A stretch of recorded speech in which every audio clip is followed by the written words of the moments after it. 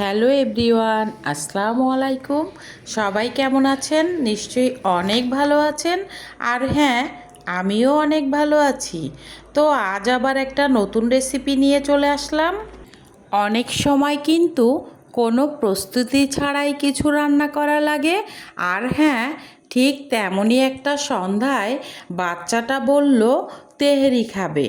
তো কি আর করার, ঝটপট ঘরে যতটুকু চাল ছিল আর একটা মুরগি ফ্রিজ থেকে বের করে আমি রান্না করলাম। আর ভাবলাম তাহলে একটু ক্যামেরাবন্দি করাই যায়, তাই ঝটপট একটু ক্যামেরাবন্দি করে নিলাম। তো এখানে আমি একটা মুরগির টুকরা টুকরা করে কেটে রাখা মাংসটা একটু লবণ আদা দিয়ে কিছু সময়ের জন্য ম্যারিনেট করে রেখেছি। আর হ্যাঁ, এখন কিন্তু একটা ফ্রাই প্যানে খাঁটি সরিষার তেল দিয়ে আমি ভাজতে শুরু করে দিলাম। খাঁটি সরিষার তেল এজন্যই বললাম, বাড়ির কর্তা সব সময় বলে এটা নাকি খাঁটি সরিষার তেল, কারণ সে তার এলাকা থেকে এই তেলটা এনেছে, এজন্যই এটা সেরা। তো যা হোক, একটু মজা করলাম রান্নার ভেতরে। তো এদিকে আমার কিন্তু মুরগির মাংসগুলো ভাজা চলছে, তো দেখতেই পাচ্ছেন। এইভাবে কিন্তু আমি ব্রাউন কালার করে একটু ভেজে নিব। তো এভাবে যদি আমরা খুব ঝটপট সময়ে ঝটপট তৈরি করতে পারি বিরিয়ানি, পোলাও, তেহরি, তাহলে কিন্তু বাচ্চারা অনেক খুশি হয় বাসায়। তো এভাবে আমি এদিকে মুরগির মাংস ভাজা চলছে, আর ওদিকে কিন্তু আমি আরও কিছু কাজ গুছিয়ে নেব। তো এই তো আমি কিন্তু আমার মুরগির মাংসের টুকরাগুলো এবার একটা প্লেট এনে এখানে উঠিয়ে নিচ্ছি। তো এভাবে কিন্তু পর্যায়ক্রমে আমি মুরগির টুকরাগুলো উঠিয়ে নিব। আর হ্যাঁ, সাথে আমার আরও কিছু মুরগির মাংসের টুকরো রয়ে গেছে, সেগুলোকে আমি এখন পর্যায়ক্রমে দিয়ে দিচ্ছি। এভাবে কিন্তু আমি সব মুরগির মাংসগুলো একে একে ভেজে নিব। এখন আমি পোলাওর চালটা 3 পট মেপে এখান থেকে নিয়ে নিব। তো দেখুন, আমি একটা পটে কিন্তু 3 পট চাল মেপে এখানে নিয়ে নিচ্ছি। আর এটাকে কিন্তু আমি এখন ভালোভাবে একটু ধুয়ে কিছু সময়ের জন্য ঝরিয়ে ফ্যানের বাতাসে একটু রাখবো।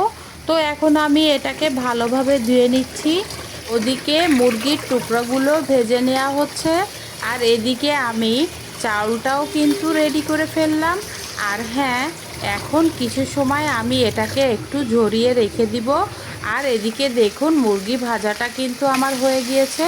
তো দেখতেই পাচ্ছেন আমি এটাকে কিন্তু ব্রাউন কালার করে নিয়েছি। তো একে একে আমি কিন্তু সব মুরগির টুকরাগুলো ভেজে নিলাম। মুরগির টুকরোগুলো কিন্তু ভাজা হয়ে গেল। এখন আমি দেখতেই পাচ্ছেন প্লেটে সব পর্যায়ক্রমে উঠিয়ে নিলাম। এদিকে কিন্তু আমি যেহেতু 3 পট চাল নিয়েছি, তাই এখানে যে কয় পট চাল তার ডাবল পানি দিতে হবে। তাই আমি 6 পট পানি এদিকে ফুটাতে দিয়ে দিয়েছি। দেখতেই পাচ্ছেন আমি কিন্তু তেহেরি রান্না করার জন্য একটা বড় পাতিল নিয়ে নিয়েছি।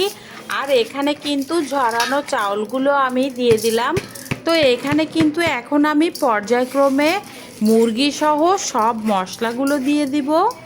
এটা কিন্তু আরও অন্যভাবেও করা যায়। তো আমার সময় কম ছিল, তাই আমি ঝটপট হাতে মেখে রান্না করে ফেললাম। এ পর্যায়ে আমি ভাজা মুরগির মাংসগুলো দিয়ে দিলাম। তো এখন আমি কিন্তু সবই পর্যায়ক্রমে মশলাগুলো দিয়ে দিব। তো দেখুন, এখানে রসুন পেস্ট নিয়েছি 2 টেবিল চামচ, আদা পেস্ট নিয়েছি 3 টেবিল চামচ। এখানে কিন্তু লবঙ্গ, গোলমরিচ, দারচিনি, এলাচি, কিশমিশ সব কিছুই কিন্তু নিয়ে নেওয়া হয়েছে। আর হ্যাঁ, 2টা তেজপাতাও নিয়েছি। তো এগুলো এখন আমি পর্যায়ক্রমে দেওয়া হলো। তো তার সাথে কিন্তু একটু পরিমাণ মতো লবণও দিয়ে দিলাম। এখন আমি পরিমাণ মতো কিছুটা টক দই দিয়ে দেব। আর হ্যাঁ, টক দই আমার ফ্রিজেই ছিল, বললাম না শুরুতে। আসলে ঘরে থাকা উপকরণ দিয়েই ঝটপট রান্না করে ফেলেছি। তো দেখুন, এখন কিন্তু এটায় আমি কিন্তু বেশ কিছুটা সরিষার তেল দিয়ে দেব, 1.5 কাপের মতো। কারণ হলো তেহেরিটা যদি আপনি সরিষার তেল দিয়ে রান্না করেন তাহলে কিন্তু এর আসল ফ্লেভার পাওয়া যাবে। তো দেখুন এখন আমি তেলটা দেওয়ার পরে হাতে মেখে ভালোভাবে মশলাগুলো চাউলের সাথে মিশিয়ে দিচ্ছি। তো এভাবে আমি সবগুলো চাউল, মুরগির মাংস, মশলাগুলো ভালোভাবে মিশিয়ে দিতে হবে, আর আমি সেটাই করেছি। তো দেখতে থাকুন। এই যে আমার চাউলগুলো কিন্তু রান্নার জন্য মাখানো হয়ে গেল। এই পর্যায়ে আমি ফুটানো পানিটা কিন্তু এখন আমি দিয়ে দিচ্ছি, তবে বেশি ফুটিয়ে নেয়নি, হাত সওয়া গরম করে নিলেই হবে। যে সকল বন্ধুরা সব সময় ভিডিওগুলি দেখে সুন্দর সুন্দর কমেন্টস রেখে যান, তাদের প্রতি লেমাস জার্নি পরিবারের পক্ষ থেকে অনেক অনেক ভালোবাসা। আর যে সকল বন্ধুরা দূরে ও কাছের অনেক সময় ফলো করছেন, ভিডিও দেখছেন কিন্তু লাইক কমেন্টস করতে বা আপনার বন্ধু তালিকায় অ্যাড করতে সময় পাচ্ছেন না, তো প্লিজ যদি ভালো লেগে থাকে ভিডিওর কোনো অংশ একটা লাইক দিয়ে দিন। আর যদি রান্নাটি ভালো লাগে অবশ্যই গঠনমূলক একটা কমেন্টস করে যাবেন। আর আপনাদের সাথে যদি বন্ধুত্ব রাখতে মন চায় আমার সাথে, তাহলে অবশ্যই সাবস্ক্রাইব করে যাবেন।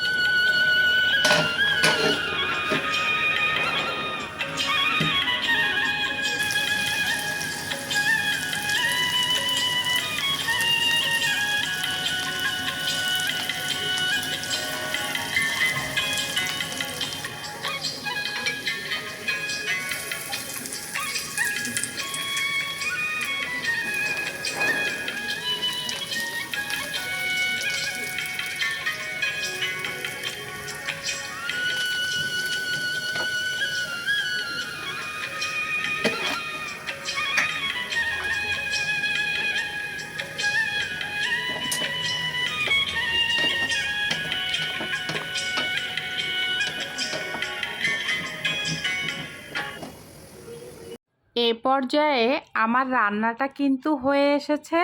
তো এখন আমি কিছুটা সময় দমে রাখবো। তো দেখুন আমি এটাকে কিন্তু একটু দেখে নিলাম।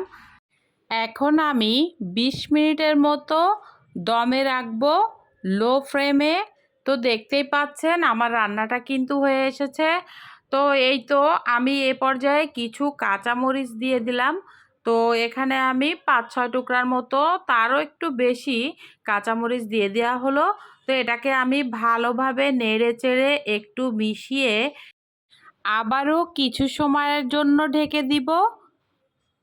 তো যে সকল বন্ধুরা দেশে ও দেশের বাইরে থেকে এই মুহূর্তে ভিডিওটি দেখছেন, প্লিজ যদি লাইক দিতে ভুলে গিয়ে থাকেন একটা লাইক দিয়ে দিন।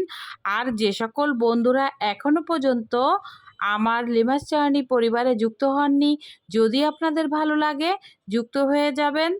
আর হ্যাঁ, যে সকল বন্ধুরা নিয়মিত আমার ভিডিওগুলো দেখছেন এবং সুন্দর সুন্দর কমেন্টস রাখছেন, আমাকে উৎসাহ দিচ্ছেন, তাদের প্রতি রইল সীমাহীন কৃতজ্ঞতা।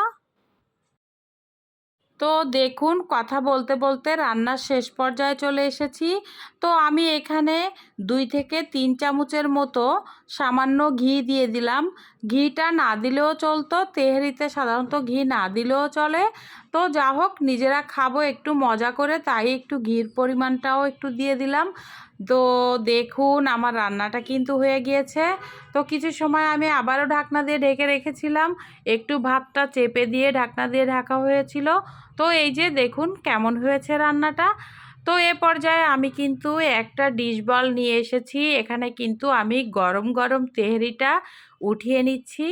এটা হলো সবথেকে সহজ উপায়ে ঝটপট রান্না বন্ধুরা। এটাকেই আবার অনেক রস করেও রান্না করা যায়। তো এটা এভাবে যদি ঝটপট ঘরোয়া মশলা দিয়ে করেন তাহলে কিন্তু যে কোনো সময়ে বিরিয়ানি পোলাও খাওয়া যাবে।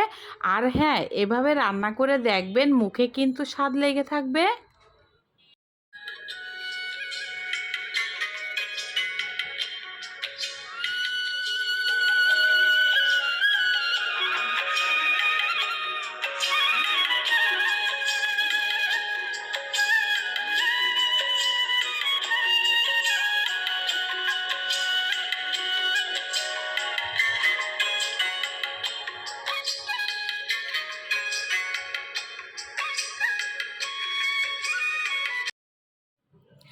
তো দেখুন বন্ধুরা, কেমন হয়েছে আমার চিকেন তেহারিটা।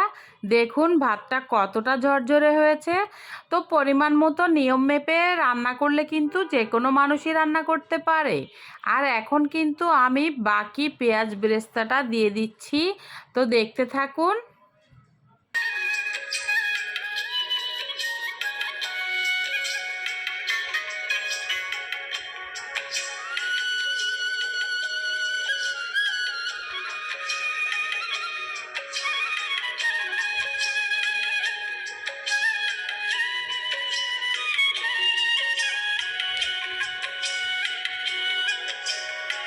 যে সকল বন্ধুরা সব সময় আমার ভিডিওগুলোতে সুন্দর সুন্দর কমেন্টস রেখে যাচ্ছেন, আমি কিন্তু আপনাদের এই কমেন্টস ধরেই কিন্তু আপনাদের পরিবারে চলে যাই। আর হ্যাঁ, যাদেরকে কমেন্টস করতে পারি না, অনেক সময় দেখা যাচ্ছে ভিডিওটি সামনে আসেনি, অবশ্যই আমার কোনো পোস্টে একটা কমেন্টস রেখে যাবেন, আমি অবশ্যই আপনার পরিবারে যাওয়ার চেষ্টা করব। তো দেখুন তেহারিটা কতটা ইয়ামি লাগছে দেখতে। আর হ্যাঁ, ঘরে থাকা আলু বোখরা কিছুটা দিয়ে দিলাম, কারণ আমার বাসার সবাই আবার ওটা খুবই পছন্দ করে। তাই 5-6 টুকরার মতো আলু বোখরা এখানে আমি দিয়ে দিলাম। তো দেখতে থাকুন। যে সকল বন্ধুরা এতক্ষণ ধৈর্য ধরে ভিডিওটি দেখেছেন, তাদের প্রতি রইল সীমাহীন কৃতজ্ঞতা ও অনেক অনেক ভালোবাসা। তো আজকের মতো বিদায় নেব। তো বন্ধুরা, যারা এভাবে খুব সহজ উপায়ে ঘরে থাকা উপকরণ দিয়ে তেহেরি করেননি, অবশ্যই একবার ট্রাই করে দেখবেন। আল্লাহ হাফেজ।